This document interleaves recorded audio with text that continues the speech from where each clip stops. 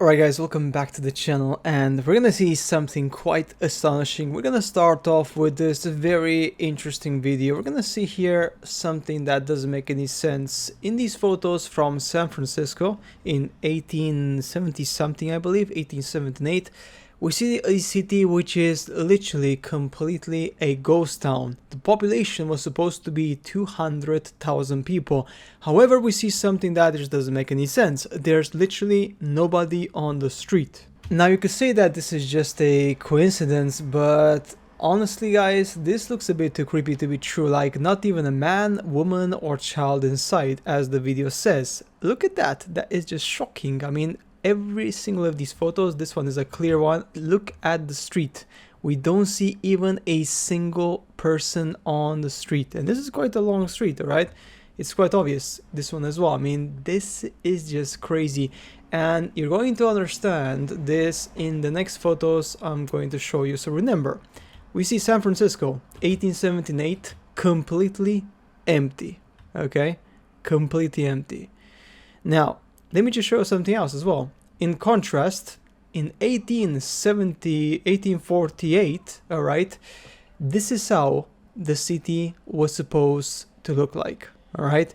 So in just 30 years, they developed a massive, huge city in just 30 years. That doesn't make any sense, right? That means that city was there before, most likely, but somehow the humans are gone. How does that even happen? Well, let me show you some very interesting photos so you can understand how the resets occur and how they eliminate certain things, they leave certain things in place, and then they bring people back in depending on their needs. Look at these very interesting photos. We're looking at some of the most curious ones, the destruction of the old world. The people here posing in the photos are having the Masonic symbol, the Freemason. In all of these staged great fires, because they were staged, I mean, let's just be honest, they were not just happening by chance. We see that in the photos there's people, and these people are doing very suspicious Freemason symbols. They're also just sitting there almost like this is a stage area, as you can see here, like, and it just feels bizarre and strange. Like, the whole setup of this is just very suspicious and doesn't make any sense. I'll give you one more example. This one is Messina in Italy, 1908. Old text offers some real insight into this. This is the following: warships ready to bombard the wreck of Messina, transforming the city into an eternal cemetery. That is crazy. Night in Messina made perilous by sentry bullets. Okay, so in the night also they had sentry guns. Sentry guns were only really developed, guess what, 1973 if you look at Wikipedia. So sentry guns did not exist in 1909. How the hell did they have sentry guns literally almost 70 years before this was even developed? Doesn't make any sense, right? I mean, obviously, you can tell that this was staged. This was effectively happening because it was supposed to happen. Look at the Great Fires. This one is a good example for you guys to understand. We have that just over the last, I would say, from like the late 17s, okay, 1700s to the early 1900s, right? There was literally so many fires. It's just incredible. And this is not even the full list. This is just potentially, maybe, I don't know, 10-20% of the actual full list. There's constant fires happening in big cities, every single place. They were literally resetting the cultures, the buildings, the people. Look at this. Like, City Fire Chicago destroyed 812 structures. Okay, that is just insane. So, as I was saying before, some of these places were built fresh, and some of them were literally put to the ground. This one, for example, just goes to show also the fallacy. This is not true. This is a Photoshop. This is a Photoshop was made to promote the idea that the working culture of America was effectively responsible for building some of the biggest buildings in history. But as we all know, that's not really true, because we had crazy buildings back in the past. This is just, for example, some interesting photos from the World Expo of Chicago. All right, in the late 19th century, all these buildings are completely gone, and replaced. So something really bizarre happened with our history. We're seeing some very weird things. This is also, by the way, a Photoshop. They're showing like people having food on the top of a building. Really? Sure? Are you serious? I mean, come on, right? So we're seeing that something bizarre is happening here, something that doesn't make any sense, something that I'm trying to kind of unravel and untangle it, but it's just so difficult to make sense of this because it's just all over the place.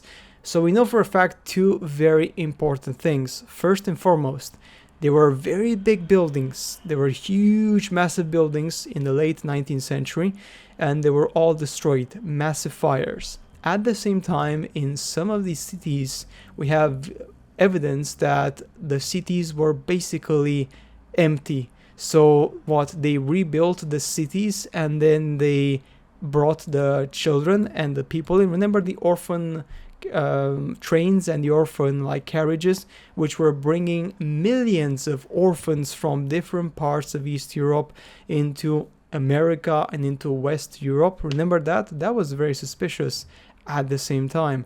So guys, we have here a bunch of very crazy things happening all at the same time. Let me show you one more example. Look at this one. This is in the St. Louis Fair, and this is in Utah, in the desert. They look eerily similar, right? They look very, very similar, right? And this is just one example. Like, maybe like the old buildings as we know them, and this is just one example. They are all petrified underground or overground, but they are very long gone. And if we would dig deeper, we could potentially find some crazy stuff underneath. All right, this is really important.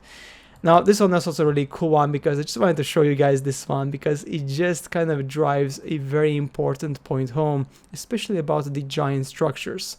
Why did previous civilizations choose to build with massive stone blocks that cannot be moved with the modern aerial crane technology that we use today?